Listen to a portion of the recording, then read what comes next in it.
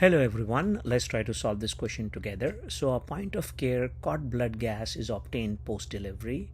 The PO2 indicates, so is marked by the red box. So what do you guys think? So which is the correct answer? The correct choice here is that this is the normal venous value, which I will show you in the next slide. So 36 of a PO2 is normal in fetal blood. So basically this is obtained just after delivery. So what about A? It's a normal AV difference. No, this is way abnormal. The PO2 between arterial and venous should not differ by 5 to 7, and this is a big difference. This is almost more than 20 something. So this is an abnormal AV difference, so that is out.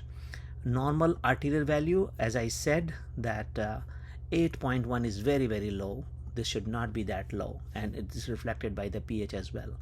So that's why the C is not the right choice.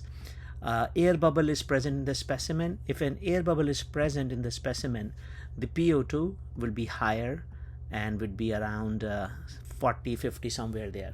A PO2 less than 40 indicate there is no air bubble, and that's normal. So we'll explain in the next slide what we mean by that. So now let's go. This is a little cumbersome slide, but if you follow that, trust me, the fetal circulation and saturation and PO2 will be much more clearer. So this of course is an old slide, but we'll try to make it easy on you. So just two things to remember: that look at the venous saturation of oxygen and look at the arterial saturation of oxygenation in fetus. This is of course obtained from the sheep fetuses, but which is very close to the human values. And this is the reference if you guys want to pull that article. So anyway, let's go back and try to understand what happens. So basically the umbilical vein is bringing the oxygenated blood, so it's 80 here, and then of course it goes through all the cycle, and then it pumps back to the aorta, and then it comes to the umbilical artery. So by the time it comes to the umbilical artery, so from 80 oxygen saturation, the oxygen saturation will be down to 60. So now to understand that, look at this oxygen dissociation curve. So basically I will the partial pressure is on the x-axis, and on the y-axis is given the saturation. So for example, this is the blood in aorta or umbilical artery, if you want to call.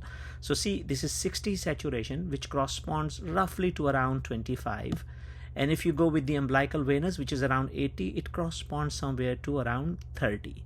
So basically the point which I want to make, and let me rub it off to make it clear, which is evident in this one, that if you want to remember saturation, that's fine. If you want to remember PO2, that's fine, because both are reflective based on this graph. So a number to remember is 25 to 30 for fetal PO2, and that is almost the cord pH should be you are looking at, because this is just taken just after delivery.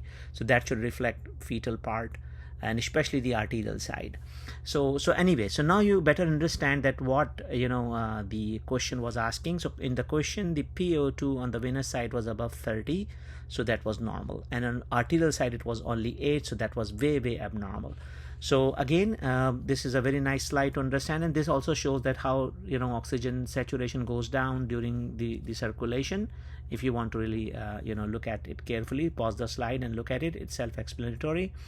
So I hope you guys have learned something together today. Please do like and subscribe to our channel, and you guys have a wonderful day. Bye.